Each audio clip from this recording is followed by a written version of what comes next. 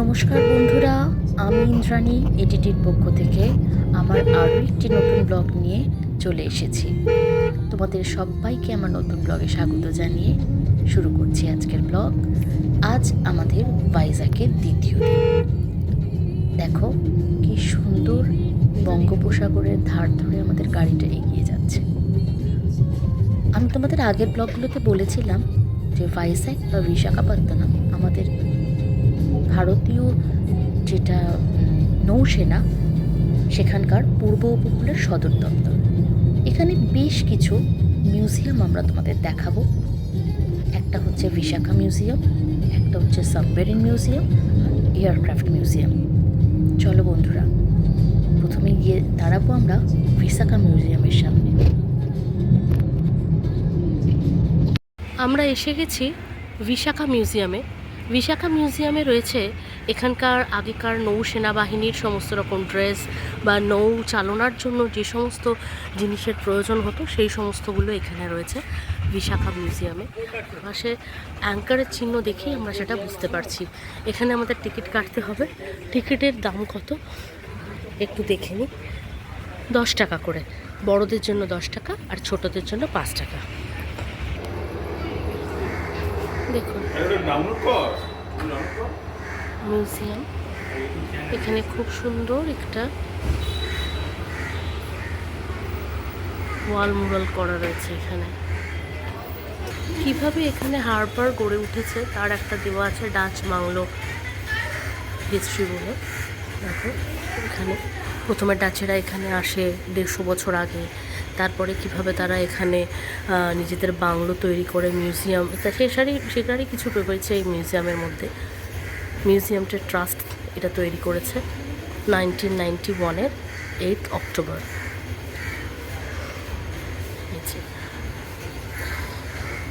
এয়ারক্রাফটগুলো, আর এই ওপরটা দেখো কি সুন্দর নীল সমুদ্রের জল, আর তারপরে নৌকার শেপে স্টাইল বানিয়ে দেওয়া হয়েছে।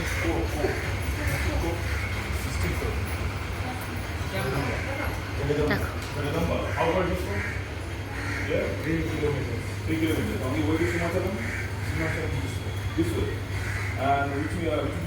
এখানে একটা সাবমেরিন মিউজিয়ামও আছে, আমরা সেটা যাব। এখানে তার ছবিটাও দেওয়া আছে। দেখো যে জলের মধ্যে সাবমেরিন কীভাবে, বললাম এটা নেভাল মিউজিয়াম। তো এখানে জলের এই সমস্ত কিছু বা নৌবহর, ইন্ডিয়ান আর্মির যে নৌবহর, তাদের প্রশিক্ষণ বা তাদের লাইফস্টাইল বা তাদের ড্রেস বা তাদের সম্পর্কে যা কিছু সব কিছু রয়েছে এখানে। ট্যাঙ্কার বসানো আছে এদিকে একটা এবং এদিকে একটা। প্রতিটা জায়গা এত সুন্দর করে পরিষ্কার পরিচ্ছন্ন, খুব ভালো লাগছে। সেই প্রাচীনকালের দুটো বড় বড় অ্যাঙ্কার দেখতে পাচ্ছ, এগুলো পিওর লোহার, সেই কবে থেকে রয়েছে। এইদিকেও একটা রয়েছে আর ঠিক ওই দিকেও আর একটা রয়েছে। কত বড় বড় ঘন্টা, জাহাজের লাইট। ওখানে নৌসেনা এবং বায়ুসেনা দুটোরই মিউজিয়ামের এটা রয়েছে। আর এখানে একটা কামান বসানো রয়েছে। মিউজিয়ামের ভিতরে হয়তো আমি ভিডিও করে তোমাদের দেখাতে পারবো না, তাই বাইরে থেকে তোমাদের যতটুকু দেখানো সম্ভব হচ্ছে আমরা দেখিয়ে দিচ্ছি।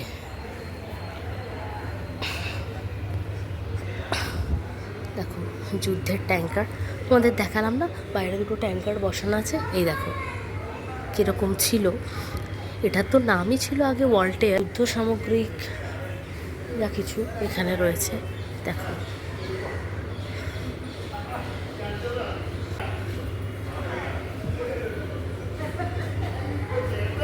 ওর থেকে সমুদ্রের যুদ্ধ জাহাজগুলো কেমন লাগে দেখো, পরপর কীরকম রয়েছে।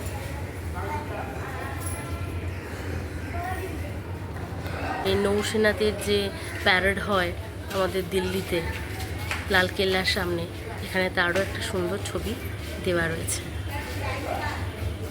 তো যুদ্ধের সময় কীভাবে রকেট ছাড়া হয় সমুদ্রের উপর থেকে, তারও একটা চিত্র দেওয়া আছে।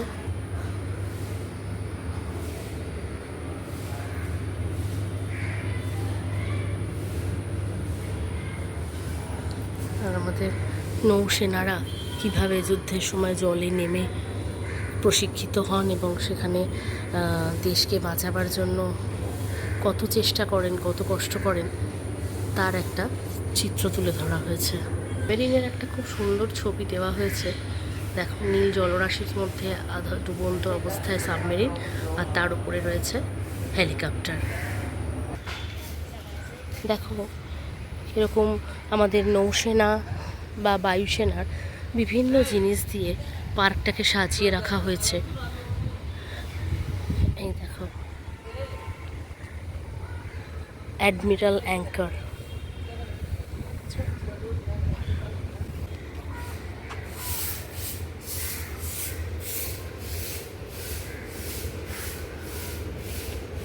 দেখো, an anti-submarine weapons used by ships. Explosion depth can be reset. এক্সপ্লোশনের জন্য সাবমেরিনে যেটা সেট করা হয়।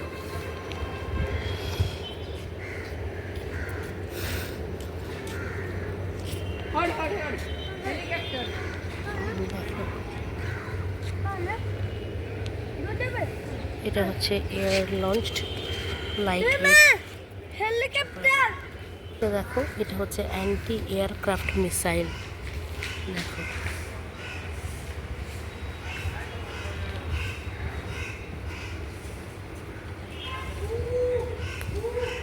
এই দেখো, এখানে সাবমেরিনের প্রপেলারটা রাখা রয়েছে। এটিও সাবমেরিনের ভেতরের একটি অংশ বিশেষ। এটি একটি গ্রাউন্ড মাইন।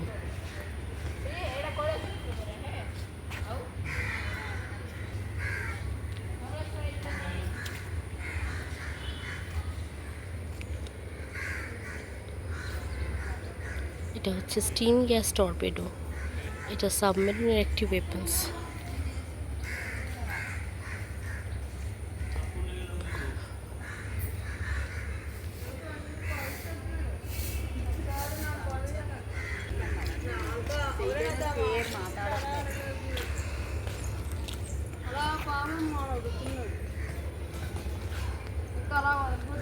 এটা হচ্ছে ডাইভেটর, ইউজ করা হয় মাইন সুইপিং অপারেটরস হিসেবে। বিশাখা মিউজিয়ামের পরে আমরা চলে এসেছি সাবমেরিন মিউজিয়ামে। এইখান থেকে আমরা টিকিট কেটে নিলাম একসাথে সাবমেরিন মিউজিয়াম দেখার জন্য, আর এর ঠিক উল্টো দিকে অবস্থিত এয়ারক্রাফট মিউজিয়ামের জন্য। মোট টিকিট লেগেছে প্রায় 100 টাকা করে আমাদের, আর ক্যামেরার জন্য আলাদা করে আমাদের টিকিট কাটতে হয়েছে। চলো ভেতরে যাই। এই সাবমেরিনটি রাশিয়াতে তৈরি এবং এটি আমাদের দেশের হয়ে সার্ভিস দিয়েছে 2006 সাল পর্যন্ত। তার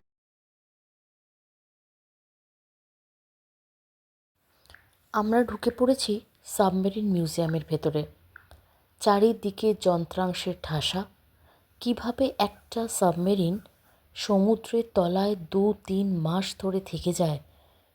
দেখো, এখানে লেখাই আছে ফার্স্ট সাবমেরিন ইন সি, এশিয়ার মধ্যে এটাই প্রথম সাবমেরিন। আমি তোমাদের একটু আগেই বললাম রাশিয়া থেকে এটি তৈরি হয়েছিল এবং তার দীর্ঘ কর্মজীবনের পর তাকে এখন রিটায়ারমেন্ট দেওয়া হয়েছে। তারপর সমুদ্রের পাড়েই এই মিউজিয়ামটা তৈরি করে তাকে এখানে রাখা হয়েছে। এবং দেখো, সাবমেরিনের কোথায় কী রয়েছে, কোথায় যুদ্ধের জন্য টর্পেডোগুলো রাখা হয় সেগুলোও দেখানো হয়েছে। যন্ত্রাংশে ঠাসা, কিন্তু দেখো প্রত্যেকটা যন্ত্রাংশের তো আমাদের কার্যকারণ বোঝা সম্ভব নয়। এই টেকনিক্যাল পার্টগুলো হয়তো আমাদের পক্ষে বোঝা সম্ভব নয়, এগুলো একমাত্র দেশের যারা নেভাল ইঞ্জিনিয়ার রয়েছেন তারাই বুঝবেন। কিন্তু এই অসংখ্য যন্ত্রাংশের মাঝে কীভাবে নৌসেনারা দিনের পর দিন কাটিয়ে দেন, সেটাই এখানে আমার কাছে খুব ইন্টারেস্টিং মনে হয়েছে। কোথায় তারা রেস্ট নেয়, কীভাবে তারা খায়, কোথায় তাদের ওয়াশ বেসিন, কোথায় তাদের বাথরুম, কতটা কষ্ট করে 2 মাস, 2.5 মাস, 3 মাস, কখনো 6 মাস সমুদ্রের তলায় তারা থাকেন। প্রত্যেকটা দেশের নাগরিকের উচিত এগুলো দেখে আমাদের কিছু শেখা। নৌসেনা তারপরে যারা রয়েছেন আমাদের বর্ডারে, এই সেনাবাহিনীর কী আত্মত্যাগ দেশের জন্য, এগুলো না দেখলে হয়তো বুঝতে পারা যায় না। এটা দেখার পর না আমার মনটা ভরে যাচ্ছিল দেশপ্রেমে, জানেন, যে কত মা তার কোলের সন্তানকে এই যুদ্ধক্ষেত্রে বা সেনাবাহিনীতে পাঠিয়ে দেশের হয়ে কতটা কাজ করছে। সত্যি বন্ধুরা, তোমরা কখনো যদি আসো, এগুলো দেখলে তোমাদেরও গায়ে কাঁটা দেবে, যে আমাদের শান্তিতে ঘুমোতে দিয়ে, শান্তিতে থাকতে দিয়ে কত সেনাবাহিনীর জওয়ানরা দিনের পর দিন দেশের জন্য লড়ে চলেছে।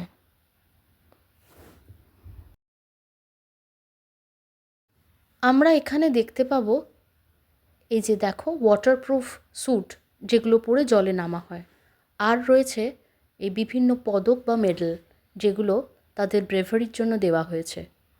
এই দেখো, এখানে সব ক্যান ফুডের রাখা রয়েছে, যেভাবে 2 মাস 3 মাস সাবমেরিনের তলায় যখন মানুষ থাকে তাদের খাবার প্রিজার্ভ করে রাখা।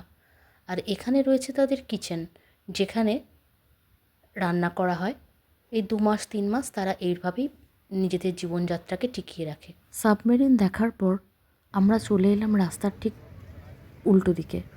এখানে গড়ে উঠেছে এয়ারক্রাফট মিউজিয়াম। বিশাখাপত্তনম শহরটায় প্রাকৃতিক সৌন্দর্য যেমন আছে, তার পাশাপাশি এখানকার সরকার এত সুন্দরভাবে আর্টিফিশিয়ালি শহরটাকে সাজিয়ে রেখেছে যে শহরের মধ্যে যানজটের থেকে অনেকটা দূরে মানুষ রিক্রিয়েশনের জায়গা হিসেবে ব্যাপারটাকে খুঁজে নিতে পারে। এই দেখো, TU-142 এয়ারক্রাফট মিউজিয়াম। কত মানুষ এই 1 জানুয়ারির দিনে চলেছে। এই দেখো, এখানে দেখা যাচ্ছে সাবমেরিন মিউজিয়ামটা। হ্যাঁ, কতটা জায়গা জুড়ে দেখো। আর ঠিক তার উল্টো দিকেই রয়েছে এয়ারক্রাফট মিউজিয়াম। শহরের ঠিক মাঝখানে, যানজটের মাঝখানে নিজেদের মতো গাড়ি যাচ্ছে, অটো যাচ্ছে, কিন্তু কি সুন্দর মানুষ নিজেদের মতো সময়ও কাটাচ্ছে। আর এই যে শহরের মাঝখানে এগুলো গড়ে উঠেছে, সাধারণ মানুষ দেখতে আসছে, গোটা দেশবাসীর এগুলো দেখা উচিত, জানো তো। দেশের কি অবদান আমাদের জন্য, সেটা হয়তো এই জায়গাগুলো থেকে আমরা বুঝতে পারি। দেখো বন্ধুরা, আমরা এসে গেছি এয়ারক্রাফট মিউজিয়ামের ভেতরে। এখানে এই যে যুদ্ধ বিমানের মডেল তৈরি করে রাখা আছে এবং আমরা তার ভেতর দিয়ে যাব। এই যুদ্ধ বিমান তো আমাদের সামনাসামনি দেখার সৌভাগ্য কোনোদিনও হয়নি। তো মানে বিশাখাপত্তনমের যে সরকার এখানকার, তারা এই প্রচেষ্টাটা করে সাধারণ মানুষকে কাছে দেশের যেমন বীরত্বের কাহিনীগুলো তুলে ধরছেন, আবার ঠিক সাধারণ মানুষের জ্ঞানের ভাণ্ডারটাকেও বাড়িয়ে দিচ্ছেন। নৌসেনারা কীরকম বিভিন্ন ক্ষেত্রে জামাকাপড় পরে থাকেন, কোথায় কোথায় নৌসেনা আধিকারিকরা কীরকম অ্যাওয়ার্ড পেয়ে থাকেন, কি কি জিনিস আছে। এ দেখো, গোটা ভাইজ্যাগে কীরকম কী জিনিস, দর্শনীয় স্থান আছে, এখানে তারও একটা সুন্দর চিত্র করে রাখা আছে, কি কি দেখার জিনিস আছে। এই মিউজিয়ামের ভেতরে আমরা দেখব ভারতীয় বায়ুসেনার ভেতরের বেশ কিছু যন্ত্রাংশ, কি কি ওয়েপন্স এর ভেতরে রাখা হয় সেগুলোর কিছু মডেল তৈরি করে রাখা আছে।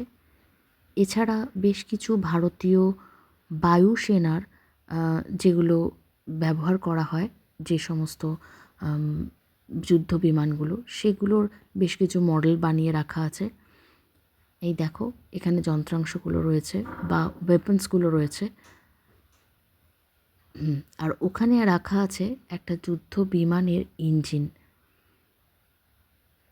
এই দেখো, যেগুলো আমাদের সাধারণ মানুষের পক্ষে বোঝা সম্ভব নয়, কখনো সচক্ষে দেখাও সম্ভব নয়। এই দেখো,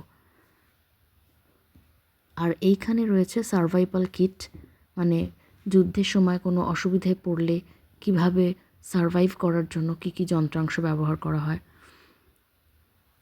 আর রয়েছে ভারতীয় বায়ুসেনার বেশ কিছু